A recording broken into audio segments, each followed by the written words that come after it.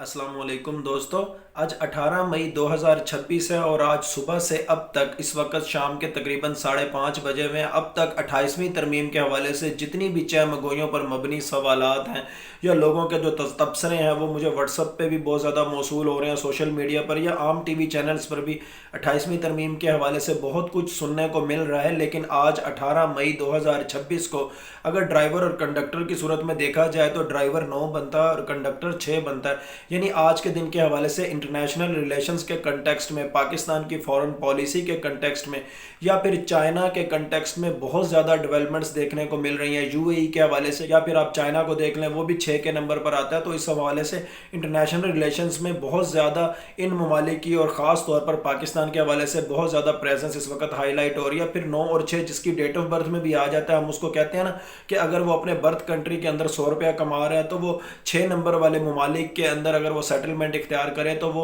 1000 रुपया कमाएगा। यानी 10 गुना ज़्यादा या 10 गुना ज़्यादा इकोनॉमिक ग्रोथ का नंबर 9 और 6 के हवाले से जाहिर किया जाता है। लेकिन आज अब पाकिस्तान के अंदर ऐसा नज़र आ रहा है कि जैसे लोगों का अपने कारोबार के ऊपर इतना रुझान नहीं, अपने माली प्रॉब्लम्स के ऊपर इतना रुझान नहीं, बल्कि वो 28वीं तरमीम के हवाले से बहुत कुछ जानना चाहते हैं। और कभी कभी मुझे ऐसा नज़र आता है कि जैसे 28वीं तरमीम के हवाले से या पाकिस्तान की डोमेस्टिक पॉलिटिक्स के हवाले से लोग जितने ज़्यादा फिक्रमंद होते हैं, अगर वो इतने ही ज़्यादा फिक्रमंद अपनी फैमिली के मुतालिक या अपने कारोबार के मुतालिक हो तो शायद उनके फैमिली प्रॉब्लम्स भी हल हो जाएं और कारोबार भी ग्रो करने लग जाएं। लेकिन बहरहाल 28वीं तरमीम के हवाले से मैं अपनी तमाम तर साबका प्रेडिक्शंस को एक बार फिर कंपाइल कर देता हूं और आज के दिन एक बार फिर आपको रिपीट कर देता हूं। गो के पिछले 2-3 महीने से मुतवातिर कई दफ़ा इस पर मुफस्सिल व्लॉग कर चुका हूं। 28 को अगर आप सिंगल डिजिट पे करें तो 1 आता है। 1 का नंबर न्यू बिगनिंग को जाहिर करता है, न्यू इनिशिएटिव को जाहिर करता है, लेकिन बारोब अंदाज में, अग्रेसिव अंदाज में, अथॉरिटेरियन अंदाज में। लेकिन यहाँ पर 2 और 8 का 1 बन रहा है, यानी 28 में 2 है और 8 है, उसको सिंगल डिजिट पे करें तो 1 आता है। 2 का नंबर जहाँ एक तरफ मल्टीपल ऑप्शंस को जाहिर करता है वहीं डबल माइंडेडनेस को भी जाहिर करता है, और दूसरी तरफ 8 मनफी वसवसों को भी जाहिर करता है, नेगेटिविटी को भी जाहिर करता है, ताकत या गलत इस्तेमाल को भी जाहिर करता है, लेकिन कहीं दूर जाकर बेहतरी को भी जाहिर करता है। इसी हवाले से अगर बात की जाए 2 और 8 के हवाले से 1 का नंबर बनने के हवाले से, तो आपको यहाँ पर बहुत ज़्यादा कन्फ्यूजन भी होगी कि कहीं दूर जाके बेहतरी कैसे, जबकि मैं आपको बारहा कह चुका हूँ कि जितनी मर्जी तरमीम हो जाए, चाहे 28वीं तरमीम की सूरत में नया निज़ाम आ जाए जो कि बज़ाहिर अथॉरिटेरियन होगा, मगर इसका फ़ायदा इमरान खान को ही होना है, उनकी लेगेसी को ही होना है, उनकी लाइक माइंडेड जमातों को ही होना है। और जब मैं आपको ये कहता हूँ कि इमरान खान को 90% तक बना बनाया निज़ाम मिलेगा और वो उस बने बनाए निज़ाम में सुप्रीम लीडर होंगे, तो सुप्रीम लीडर की क्वालिटीज़ अथॉरिटेटिव होती हैं। इसका मतलब ये है कि बैक एंड पे पहले ही अथॉरिटेरियन रिजीम या अथॉरिटेरियन प्रैक्टिसेस या अथॉरिटेरियन ट्रेड्स जो हैं वो हमारे मुआशरे में, हमारे पॉलिटिकल कल्चर के अंदर कहीं ना कहीं पेनिट्रेट हो चुकी होंगी, कहीं ना कहीं एब्जॉर्ब हो चुकी होंगी। इसी तरह अगर इस हवाले से बात की जाए, मैं आपको हमेशा कहता हूँ ना कि अभी मसनूई कल्चरल रेवोल्यूशन या मसनूई मोहम्मद बिन सलमान टाइप मॉडल या मसनूई एहतसाब होना है, उसके बाद एक हादसाती इवेंट होगा, हम सब चौंक जाएंगे, और उसके बाद हकीकी मोहम्मद बिन सलमान मॉडल या हकीकी कल्चरल रेवोल्यूशन या हकीकी एहतसाब होगा। और इसी ज़मन में मैं आपको हमेशा कहता हूँ कि अभी एक दूसरे का सर फाड़ा जाएगा। जो 28वीं तरमीम ला रहे हैं या जो लाना चाह रहे हैं, अब यहाँ पर एक दूसरे को जो फैसिलिटेट कर रहे हैं, ये एक दूसरे का अभी आपको पाकिस्तान के जायचे में सर फाड़ते हुए नजर आएंगे। हमारे पॉलिटिकल कल्चर के अंदर, पाकिस्तान के पॉलिटिकल कल्चर के अंदर इस वक्त जितने लोग भी आपको सियासी ताकत को एंजॉय करते हुए नज़र आ रहे हैं, चाहे दाएं चाहे बाएं, चाहे ऊपर चाहे नीचे, यहाँ पर आपको एक दूसरे के खिलाफ महाज आराई नज़र आएगी। लेकिन इसको आप एक लम्हे को यही समझें कि ये सब कुछ मसनूई कल्चरल रेवोल्यूशन का हिस्सा होगा, क्योंकि उसके बाद एक अचानक इवेंट होना है और उस इवेंट के बाद हकीकी कल्चरल रेवोल्यूशन की इब्तिदा होगी। और उसके बाद 20 से 25 हज़ार लोगों को सज़ाएँ भी पाकिस्तान के जायचे में नज़र आती हैं। उसके बाद इब्राहिम रईसी शहीद की तरह पाकिस्तान के अंदर भी अदालती कलम के ज़रिए सजाएं होती हुई नजर आएंगी। यहाँ पर भी क्विक जुडिशल ट्रिब्यूनल्स भी बनेंगे, लेकिन इसके साथ साथ फिर यहाँ पर रिफॉर्म्स का सिलसिला भी शुरू होगा, और वो रिफॉर्म्स भी अथॉरिटेरियन ही होंगी, वो रिफॉर्म्स भी डंडे के जोर पर ही होंगी। जब मैं कहता हूँ ना कि डंडे के जोर पर अभी भी रिफॉर्म्स होनी है, डंडे के दो जोर पर ही बाद में भी रिफॉर्म्स होनी है। पहले मसनूई डंडा चलना है, फिर एक इवेंट, और उसके बाद हकीकी डंडा चलना है। लेकिन इन दो सूरतों में डंडे की जो इस्तेलाह है ये अथॉरिटेरियनिज्म को रिफ्लेक्ट करती है, ये टोटलिटेरियनिज्म को रिफ्लेक्ट करती है। और इसका मतलब ही है कि जहाँ से ابھی 28ویں ترمیم ایگزیبٹ ہونے جا رہی ہے، بعد میں ایک ایونٹ کے بعد بھی وہیں سے تمام تر ریفارمز بھی ایگزیبٹ ہوں گی، حقیقی کلچرل ریولوشن یا حقیقی ڈنڈا بھی وہاں سے ہی چلے گا۔ اور اسی وجہ سے میں آپ کو ہمیشہ کہتا ہوں پاکستان کے ذائچے میں general Waheed Kakar type formula بھی نظر آتا ہے، جنرل ڈیگال کی طرح کی آئینی اصلاحات بھی نظر آتی ہیں، جنرل مارشل ٹیٹو کی طرح کی سینٹرلائزیشن بھی نظر آتی ہے، جنرل پرویز مشرف کے ڈیولوشن پلان کی طرح یا 17ویں ترمیم کی طرح کی بھی امینڈمنٹس پاکستان کے پولیٹیکل سسٹم میں نظر آتی ہیں۔ لیکن یہ تمام تر جو ریفارمز ہوں گی، جو امینڈمنٹس ہوں گی، جو اصلاحات ہوں گی، ان تمام تر کا فائدہ زندگی بخیر زندگی بخیر زندگی بخیر عمران خان کو یا ان کی لیگیسی کو اور ایک بالکل نئی پی ٹی آئی کو ہوگا، اور وہ نئی پی ٹی آئی یہ والی نہیں ہوگی جو اس وقت آپ کو ظاہری اعتبار سے نظر آ رہی ہے۔ اور اس کے ساتھ ساتھ میں آپ کو ہمیشہ کہتا ہوں 28ویں ترمیم کے جب بھی میں نے آپ کو خد و خال بتایا، میں دوبارہ سے رپیٹ کر دیتا ہوں کہ ہر ترمیم کو برا نہ سمجھیں۔ یہاں پر جب ایک دوسرے کا سر پھاڑا جا رہا ہوگا تو کہیں نہ کہیں اسی زمن کے اندر کہیں نہ کہیں عوام کا کچھ نہ کچھ فائدہ بھی ہونے جا رہا ہوگا۔ اسی وجہ سے آپ کو کہتا ہوں کہ اس ترمیم کے اندر بہت کچھ اچھا بھی ہے، جہاں اس وقت سیاسی حوالوں سے آپ کو 28ویں ترمیم کے بارے میں بہت زیادہ تذبذب سننے کو مل رہا ہے، بہت زیادہ تقسیم پر مبنی آراء سننے کو مل رہی ہیں،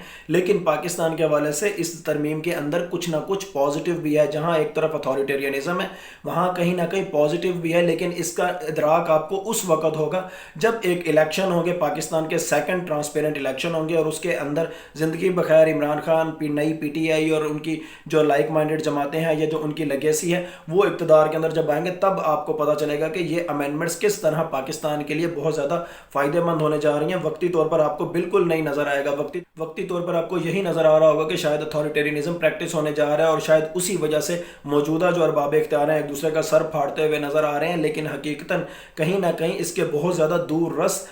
نتائج بھی ہوں گے۔ فار ایگزامپل نئے صوبے بننے کے حوالے سے میں آپ کو ہمیشہ کہتا ہوں جس طرح ایران میں انقلاب کے بعد صوبے بنے، یا 2004 میں جس طرح نئے صوبے بنائے گئے، یا رشیا نے جس طرح نارتھ کوکیسس کے اندر صوبے بنائے، میں نے 2023 میں 2024 میں 2025 میں اس حوالے سے مفصل ولاگ کیے ہوئے ہیں، اسی طرز پر پاکستان کے اندر بھی صوبے بنتے ہوئے نظر آئیں گے، اور اس کے اندر کوئی ایتھنک لنکیج نہیں ہوگا، کوئی لنگوسٹک لنکیج نہیں ہوگا، اس کے اندر پیور ایڈمنسٹریٹو ریفارمز کے اوپر صوبے بنتے ہوئے نظر آئیں گے۔ ابھی تو آپ کو ایسا نظر آ رہا ہوگا کہ شاید خیبر پختونخوا میں پی ٹی آئی کی حکومت کو انڈرمائن کرنے کے لیے یا فاٹا کو الگ کیا جا رہا ہے، یا پھر نئے صوبے بنانے کے حوالے سے بات کی جا رہی ہے تاکہ اپنی مرضی سے سیاسی جماعتوں کو جوڑ توڑ کے لیے استعمال کیا جائے، لیکن آنے والے دنوں میں یہ چیز آپ کو بہت زیادہ فائدہ مند ہوتی ہوئی نظر آئے گی۔ اور اس کے ساتھ ساتھ ریفرینڈم کی صورت میں اصلاحات، یا ریفرینڈم کی صورت کے اندر کوئی قانون سازی، پوری دنیا کے اندر یہی نظام ہے، سوئٹزرلینڈ کے اندر یہی نظام ہے، اور اس کو پاپولر سوورینٹی کہتے ہیں، ورنہ تو چند لوگ پوری کی پوری قوم کا سودا کرنے کے لیے پارلیمنٹ میں بیٹھ جاتے ہیں۔ اگر یہ عوامی